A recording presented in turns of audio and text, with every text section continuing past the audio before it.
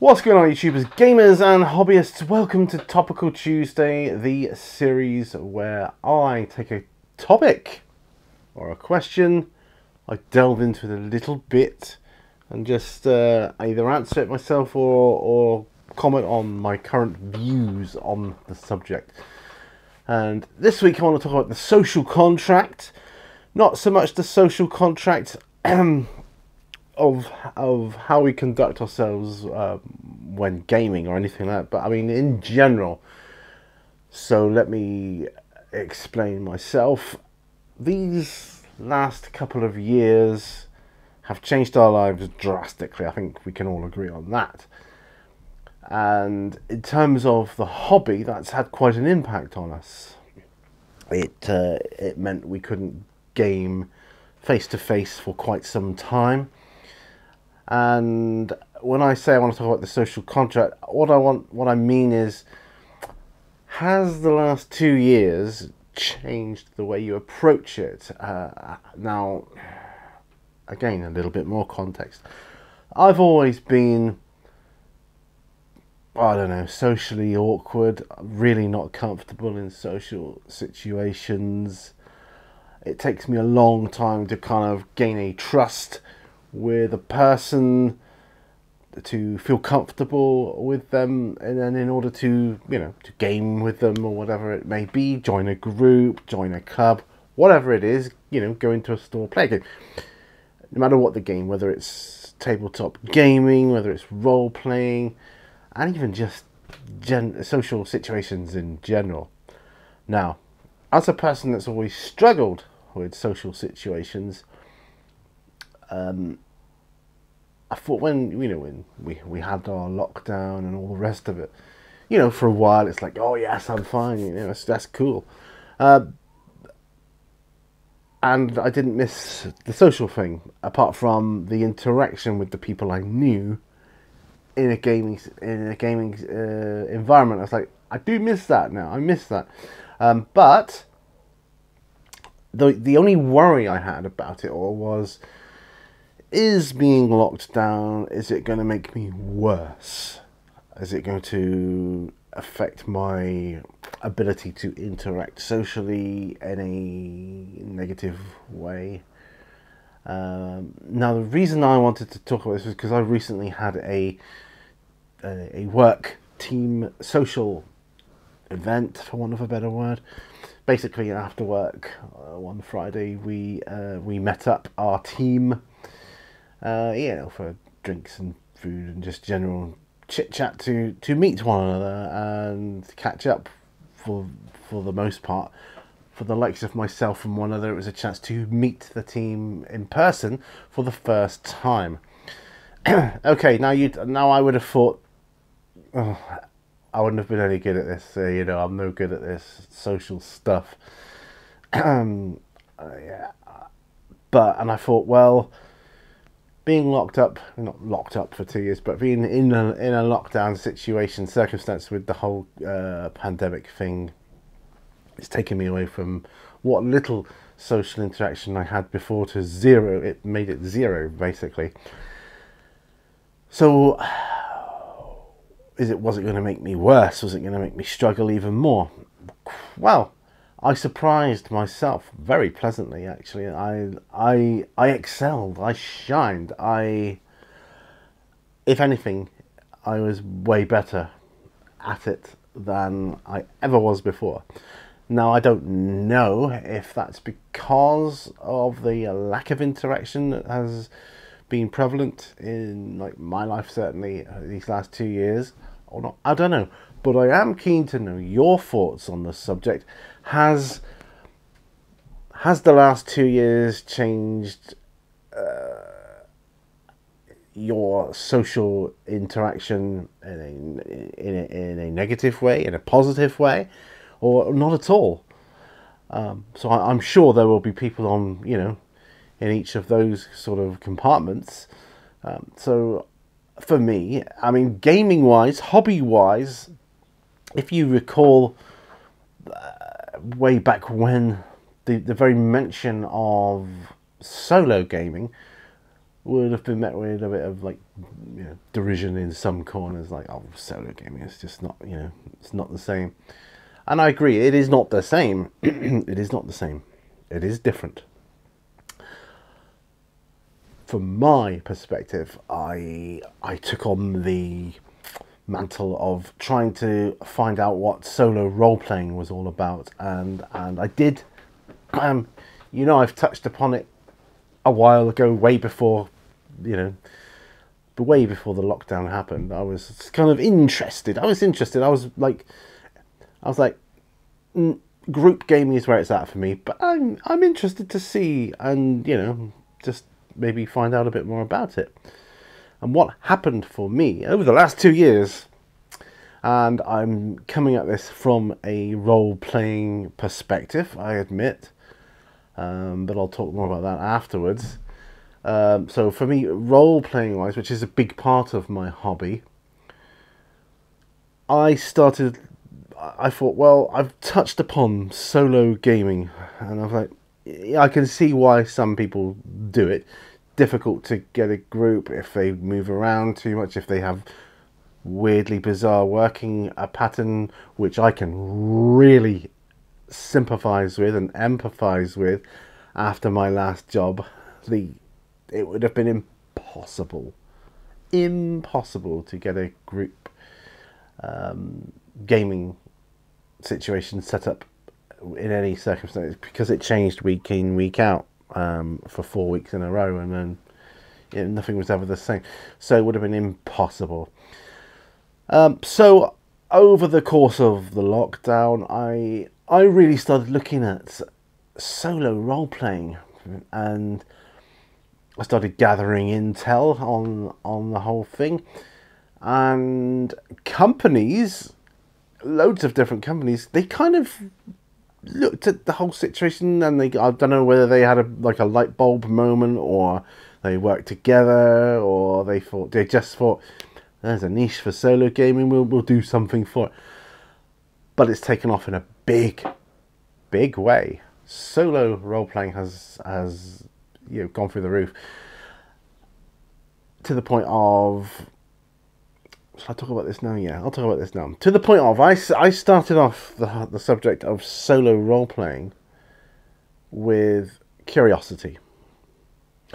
Then I went for a stage of, I like solo role-playing, but I prefer gaming with other people. I'm now at the stage of preferring solo role-playing. I prefer solo role-playing than role-playing with anyone else. And the reason that it's happened for me is all of the incredible, brilliant tools that are now available for solo roleplay. And like I say, these companies, they've all come together. They've created amazing books of tables, decks of cards, special dice, all in order to help you roleplay, to help you answer questions that you may have in a situation, to help generate situations randomly that you have no idea what you're getting into. You roll up your character, you get into it, you literally roll up your story threads, everything is done for you. You don't have to lift a finger anymore.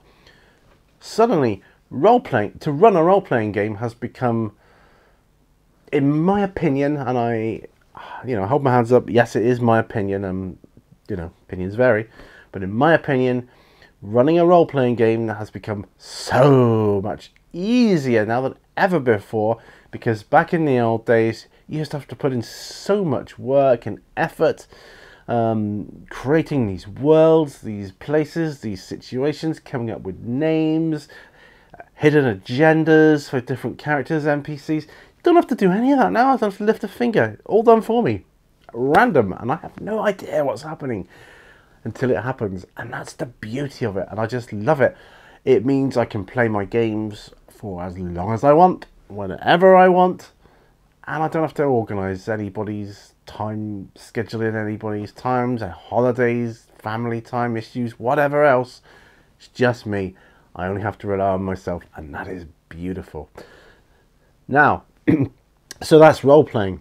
Well, what about tabletop gaming? Well, there are some brilliant solo mode board games you get. Take a Zombicide was the first one for me that really got me thinking, wow, that's a great mechanic for solo gaming. That's brilliant, absolutely brilliant. And that's all come on in leaps and bounds now. In games today, they all have a co-op mode that you can play solo, most games. It's just brilliant, it's incredible. Okay, so let's move on to wargaming. Well, I'm only just looking at that now. Is it possible to wargame solo? I don't know it. I'm sure it is, because I know of people that do it. And I'm thinking, well, especially if I move, when I move, it's going to be difficult for me because I won't know anybody outright in the area where I live. And to tabletop game, I will literally have to set up my own armies on both sides.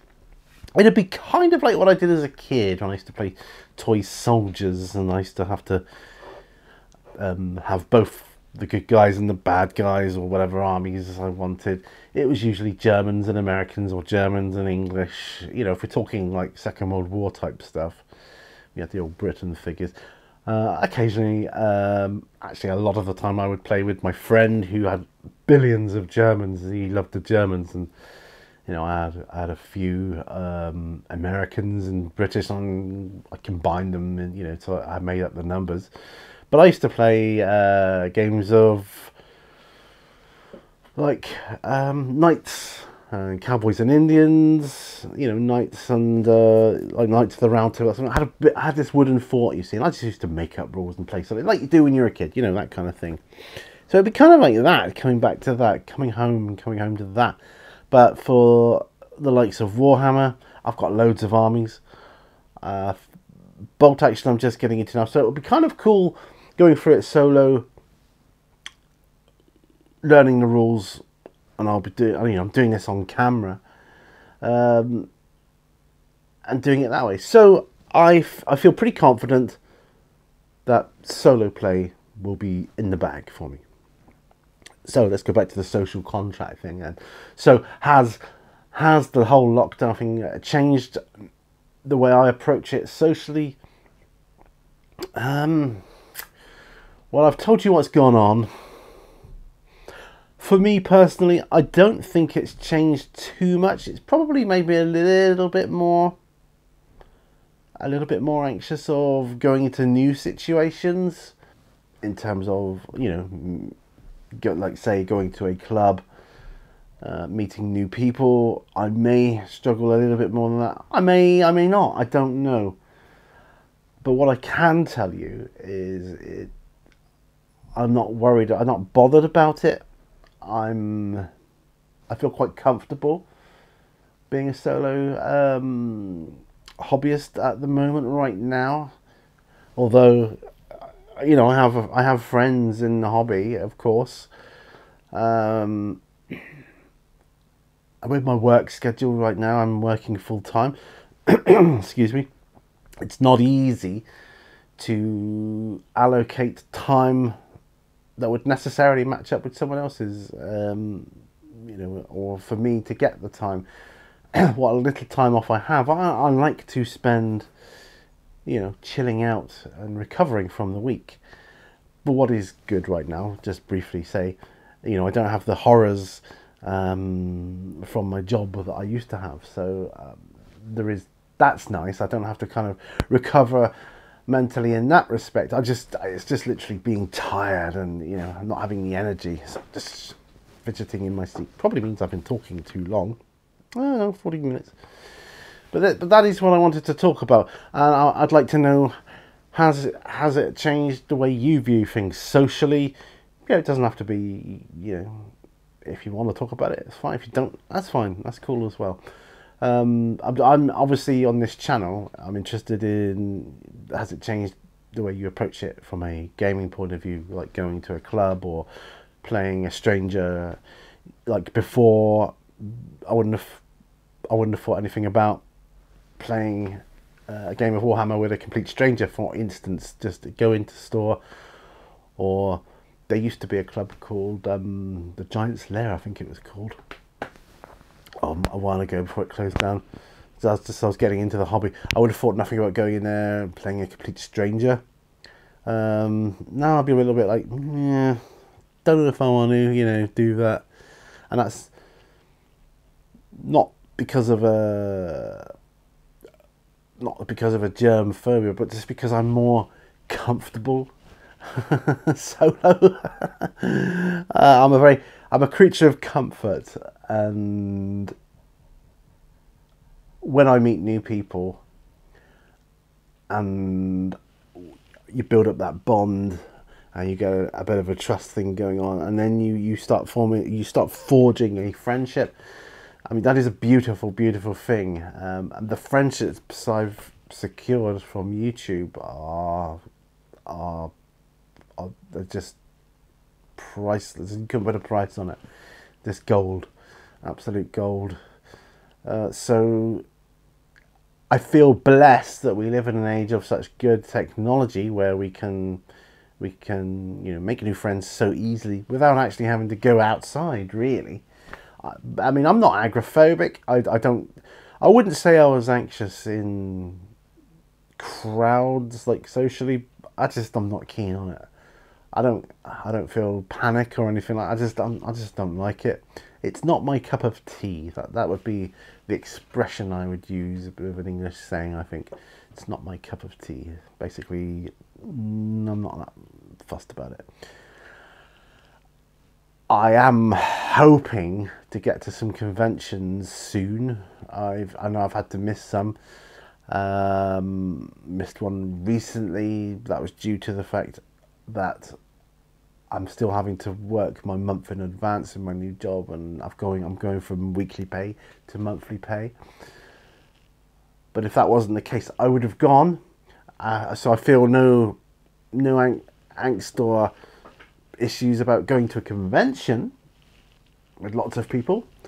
That's fine, because you're moving around constantly. You're not in like a room. I think that's what I don't like when you're kind of in one place, like a wedding reception where you're all in one area. And I don't. Whereas in a convention, you're just continually moving around, looking at different stalls and traders and that. I love that. And meeting new people in that situation, absolutely brilliant. It's just that with the whole gaming thing, I've become too comfortable, I think, in what I do. But I don't think there's anything wrong with that. I don't think there's anything wrong in being comfortable, as long as you're happy. And I'm very happy in my gaming life, my hobby life. I'm very, very happy. I'm going to explore solo wargaming, see if there's a way you can do it kind of randomly, particularly with Warhammer and bolt action. I think that's going to be fun to try and do. And if I can pull that off, then I'm going to probably, when I eventually come around to doing more historical stuff, which I will, I know, and I do have a feeling it will be kind of Hail Caesar type role playing. I mean, I still have a little pang of the American Civil War. I'd quite like to get into that, but I need to be more settled, right? And I'm not right now at the moment, because I'm kind of trying to get things sorted to move. But it's all about the social contract. So when I move, my social contract will be kind of reset, I think. In my mind, it will be reset, because I will be in a new place. Everyone will be new people. I'm not good at trying to physically go out and find new contacts. I think they will happen automatically. There is a kind of a geeky, nerdy shop in Seaton, which I think, if anywhere, it'll be there that I would meet people and get talking to them, like over the counter or in the store itself. Does anybody play, role playing around here? 'Cause they sell some role playing stuff there, so I would imagine there was role players there. I would imagine so. But yeah, but the whole has my social contract, has my social views and expressions and interpretation. Has any of it changed for me socially? Yes, it has. I don't think it's changed. It's altered the way I am in a negative way. As I said, I felt I excelled the other day in a work social environment, which I would never have done before. Was that a result of being in lockdown for 2 years? I don't know. Possibly. Maybe not. I don't know. I just know that it has changed. It's made me more open to solo gaming across the board and solo hobbying, because it's working well for me right now. It's the hobby's helping me, as it always has done, helped me with my condition. I do have a friend that comes down to Plymouth from Liverpool, but he comes down quite regularly. Sometimes we've gamed before, different things. When I started in the hobby, he was more into the Warhammer Fantasy stuff, but I went straight in for the 40k stuff. So we were always gonna, well, you play me at 40k, I'll play you at fantasy kind of thing. And that never quite happened. We're also going to write our own rules together at one point. It's just time. We're just so busy now. We are very busy people. But there you go. And I'm not ruling out role playing in a group, because that is happening. That's being set up as I speak. We are getting a group together. We have players that I've never met before. But as we were talking about technology, the likes of Roll20 and that kind of thing, nowadays it's so easy to roleplay, and it kind of is solo. It feels solo, even though you're not playing solo. I just, yeah, I think that's why things like Teams meetings and things like that are so easy these days. When you're used to YouTube and that, and you got the camera on you, I can vaguely remember. Can you remember putting a camera on and feeling camera shy? I can vaguely remember that, not knowing what to do or say or how to express myself. But it's just, you find your own way, don't you, and be yourself. And hopefully that comes across here. I always like to try and leave a good impression wherever I go, and some of the angst I feel is when I worry about not leaving a good impression, because you only get one chance to make a first impression, don't you? So I like it to be a good one if I can, or at least the best that I can. So it's like worrying about your driving test. My daughter worries about her driving test. Is this roundabout going to come up, or this junction going to come up? It's like, yeah, you don't try and pre-plan it. Just, if it does, it does. If it doesn't, it doesn't. Just live for the moment, and you'll be fine. So that was it, really. That was my Topical Tuesday. The whole social thing, has it changed for you, and how do you feel about it? And yeah, I rambled on quite a bit there, and I touched on a few subjects around it, because the social thing is kind of central to our hobby, but in different areas it means different things, or it does to me anyway. But I'd love to hear your side of it, what you think, and just comment down below, or make a video yourself. That's cool too. Thanks ever so much for watching this Topical Tuesday and indulging me thus far. Yeah, any other questions you want, just pop them down. I will be doing a summertime P&Q. I'm still going with P&Q on, especially, I think these days it just happens at summer, Halloween, Christmas, New Year, birthday. I think that covers it all. Yeah. So there's still a few within the year I have. And I think I used to do them every week. How did I do that? Anyway, thanks for watching. remember, all brushes lead to war. I'll see you guys on another video. See you out there. Bye for now. Bye bye.